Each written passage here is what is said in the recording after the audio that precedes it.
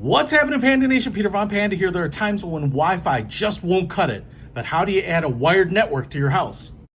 Well, the easiest thing I've ever found are using these power lines, which are basically a send and a receive unit that plug into just your wall outlets and use the wiring in your home as a network cable, a giant network cable. So I picked this up. This is by NETGEAR. It's a Powerline 2000, which I think is a 2000 megabyte per second transfer rate.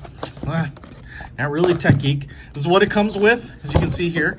And I use my desktop computer, and it works great. I have no qualms with it.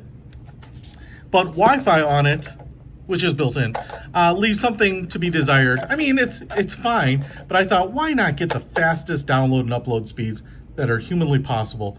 And obviously, I'm not going to run cabling through my walls and whatnot. So this is a nice, easy, hopefully plug-and-play solution. Now, a couple things about this Powerline system right here, 2,000 megabits, extra outlet, is that it comes with these units, which look exactly the same. So I don't think it matters because they're bi-directional traffic, right? But they're pretty big, but you can see here the grounded outlet, when this gets plugged in, it's going to cover up another outlet if you have it, I think. Even on this end, they're usually close enough that it's going to cover it up. So they have put a pass-through outlet here so you can still plug in your lamp or whatever you want, so you don't lose the ability to plug things in. And that's pretty nice. You can also see we have a power light here, network, and power icons and LEDs. You have some venting. You have two Ethernet connectors here, and then these buttons on the bottom are kind of the quick, I don't know that pairing is the right word, quick connect.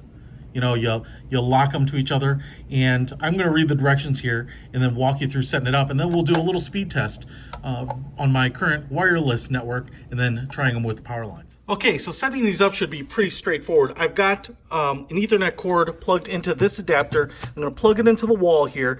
This cord is plugged into my modem, and you can see the lights are lighting up here. Now, you want to wait until the pickup plug LEDs are lit, which I believe is that middle one right there, and that looks all good. I've also plugged in the other one into the wall outlet, and what you have to do is just hold this button down for a couple of seconds, and then the light will start to blink, and then you go to the other device and hold down the button for 1 to 2 seconds, and you got to do that within 2 minutes, and then they will basically connect to each other. So let's plug in a computer into the other one.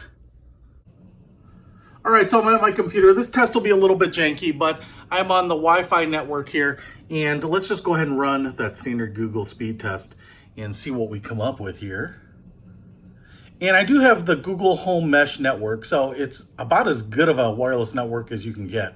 I do subscribe to a 50 megabit per second internet connection, so the max that I should be getting is about 50 downloads, and I don't know what asymmetric upload that we should be getting. So you can see here I'm on Wi-Fi and I'm getting about 19 down, and it looks like about 10 up. All right, so let's plug in the NETGEAR and try it on the Powerline network. All right, so I've got the Powerline connected, and I wanted to just show you, I've actually disconnected the Wi-Fi. I've turned that off just to make sure we don't get any adulterated tests here. And I'm just going to go ahead and run the test again. Yeah, that looks like an improvement right off the bat. And